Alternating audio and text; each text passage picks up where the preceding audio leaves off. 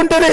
ఇది కూడా సరిపోక ప్రశ్నాపత్రాలు అమ్ముకోవడంతో నీ కొడుకు ధనదాహానికి 30 లక్షల మంది నిరుద్యోగ యువకుల జీవితాలు చెలగాట మాటుంటే బలి ఇస్తుంటే నీ కొడుకును చెట్టు కట్టేసి కొరడతో కొట్టి జైల్లో పెట్టాల్సింది పోయి ప్రశ్నాపత్రాలు లీక్ అయినాయని పరీక్షలు రద్దు చేస్తే నువ్వు రద్దు చేసిన పరీక్షల వల్ల పిల్లలు ఆత్మహత్యలు చేసుకుంటారు.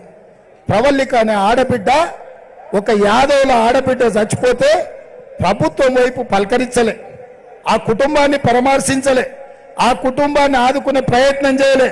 ఆ ఆడబిడ్డ గురించి చిలువలు పలవలుగా మాట్లాడి ఆ అమ్మాయి మొత్తం జీవితాన్ని మచ్చవచ్చే విధంగా ఈ ప్రభుత్వం పోలీసు అధికారులు ప్రకటన చేసిండ్రు, కానీ ఆ కుటుంబాన్ని పరామర్శించలే.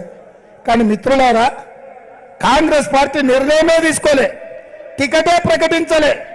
పెద్దలు పొన్నాల లక్ష్మయ్య గారు ఏడ నొప్పి అయిందో, ఎందుకు బాధ అయిందో నాకు తెలియదు, ఆయన కాంగ్రెస్ పార్టీని తిట్టి కాంగ్రెస్ పార్టీకి రాజీనామా చేస్తే బిల్లారంగాలు ఇద్దరు హుటాహుటిన పొన్నాల లక్ష్మయ్య గారి ఇంటికి వెళ్ళిండ్రు. ఎవడే బిల్లారంగ అంటే హరీష్ రావు డ్రామారావు. ఈ బిల్లారంగలు చనిపోయిన ప్రవల్లికను పలకరించడానికి రాలే, కానీ కాంగ్రెస్ కు రాజీనామా చేసిన పొన్నాల లక్ష్మయ్య ఇంటికి వెళ్ళి కడుపులో తలకాయ పెట్టి కాళ్ళు మొక్కిండ్రయ్యా.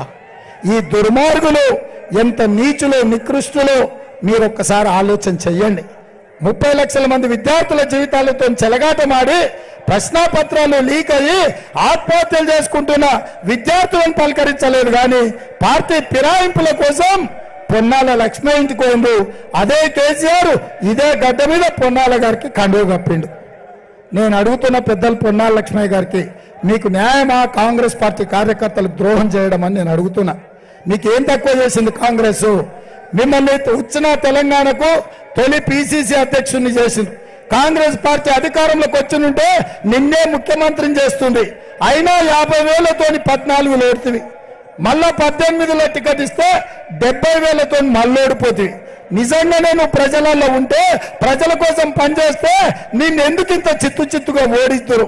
మూడోసారి కూడా నీకు ఇద్దరో ఇవ్వకపోదురో తెలియక ముందే శత్రువుతో చేరి కుట్రలు చేసి అమెరికాలో మాట్లాడుకొని కేసీఆర్ తో గుంపు పెట్టి కేసీఆర్ దగ్గర చేరుతావా? కేసీఆర్ పంచన చేరి నీ గౌరవం ఏమన్నా మిగిలిందా పొన్నాల లక్ష్మయ్య గారు అని నేను అడుగుతున్నా. ఇవాళ మా కార్యకర్తల బాధ, అక్రమ కేసులు కట్టుకొని ఆస్తులు పోగొట్టుకొని జైళ్లలో మగ్గిపోయి వందలాది మంది కార్యకర్తలు చచ్చిపోయి వేలాది మంది కేసులు కట్టుకొని జైళ్లలో మగ్గుతుంటే ఈ కష్టకాలంలో కాంగ్రెస్ కార్యకర్తల అండగా ఉండాల్సిన పెద్దలు అని చెప్పుకునే నాయకులు గద్దల్లాగా మారి మా కార్యకర్తల గుండెల మీద అంటుంటే మిమ్మల్ని అందరినీ ఈడ్చి బండకేసి కొట్టాలనా లేదా మీరు ఒక్కసారి ఆలోచన చెయ్యండి.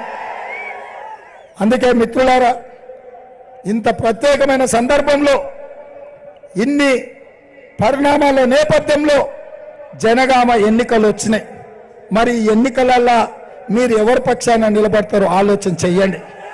ఇవాళ 6 గ్యారంటీలు ఇచ్చింది సోనియమ్మ, ఈ తెలంగాణ రాష్ట్రం ఇచ్చింది సోనియమ్మ, ఈ దేశానికి స్వతంత్రం తెచ్చింది కాంగ్రెస్ పార్టీ, ఈ దేశం కోసం ప్రాణాలు ఇచ్చింది మహాత్మా గాంధీ, ఈ దేశం కోసం ప్రాణాలు ఇచ్చింది ఇందిరాగాంధీ, ఈ దేశం కోసం ప్రాణాలు ఇచ్చింది రాజీవ్ గాంధీ, ఈ దేశం కోసం పదవి త్యాగం చేసింది సోనియా గాంధీ, ఈ దేశం కోసం పదవి త్యాగం చేసింది రాహుల్ గాంధీ, ఈ దేశం కోసం కన్యాకుమారి నుంచి కశ్మీర్ వరకు మండు టెండల్లో మంచు కొండల్లో 150 రోజులు 4,000 కిలోమీటర్లు ఏకదాటిగా పాదయాత్ర చేసి ఈ దేశాన్ని సమగ్రంగా ఉంచుతా, సమైక్యత కాపాడుతా, ఈ దేశ భద్రతకు నా ప్రాణాలను సైతం నేను త్యాగం చేస్తా అని చెప్పి రాహుల్ గాంధీ